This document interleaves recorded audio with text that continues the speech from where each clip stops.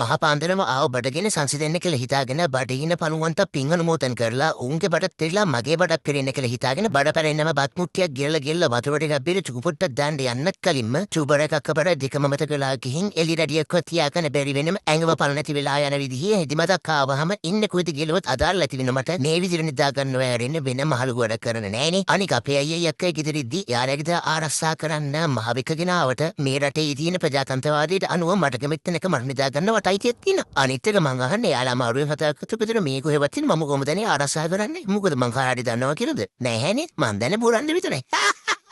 ඔය පෞගී දවස් ටිකේ දිගට ආරාට හැමතැනම බෙඩ තියලා මිනිස්සු මැරනවා වගේ කුයවත් තියෙන එකෙක් කැවිල එකපාරට මටත් අනුන්ගේ රෙද්දවල් හොයන්න මොකටද කියලා බෙඩ තියන්න ගත්තොත් මම මොකටද නිකන් මේ අනුන්ගේ මැරුම් කන්නේ? මම මේ තාම කතාවක්වත් කරගත්තේ නැති එක. ඉතින් මං ගානේ මං තාමත් වැරදිද කියලානේ. මොකද නිදිමත එන්නේ වෙඩින් එකක් ගන්නවා වගේ කලින් ප්ලෑන් කරලා දිනෙමින් කළා එහෙම නෙමෙයිනේ. නිදිමත ආව වෙලාවට මිතා ගන්න වෙනවා. ඊම නැතුව බෑනේ. මනස මුල් වෙලා ව්‍යාකූල වෙලා මේ මනස ඒකාකාරව තියාගන්න නම් අපි හරිය නිින්දකට එන්න ඕන. එහෙම නැත්තම් වෙන්නේ මේ ඊයේ පෙරේද රම්බෝඩ ඇක්සිඩන්ට් එකේ වුණා වගේ මහා බරපතල දෙයක් සිද්ධ වෙන එක. ඒ වගේ දෙයක් අපේ ගෙදර වෙනවට මම කැමතිත් නෑනේ. අනිත් එක මේ මම හින්දා අයියෝ එක්කයි හින්දා නම් එහෙම ප්‍රශ්නයක් වුණාට මට කමකුත් නෑ. මොකද දිනේ දෙන්නගේ වැඩනේ ඊව.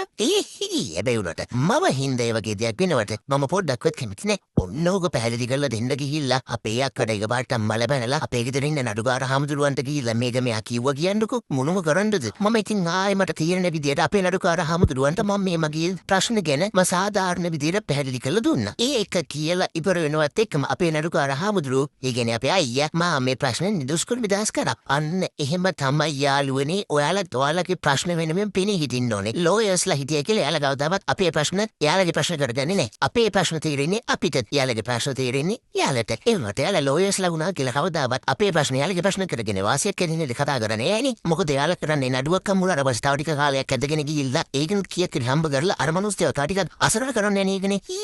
අන්න ඒකින් තමයි මම නඩුකාර හාමුදුරුවන්ට ළඟට කෙලින්ම ගිහිල්ලා මගේ ප්‍රශ්න ගැන මම කතා කරේ. දැන් ඉතින් මේ වීඩියෝ එක දිහා දල් බිල්ලෝගේ බලාගෙන ඉන්න නැතුව ටහදාලා ගිහලා YouTube එකට ගිහලා subscribe පාරක් දාලා මේ වීඩියෝ එක share කරන්න.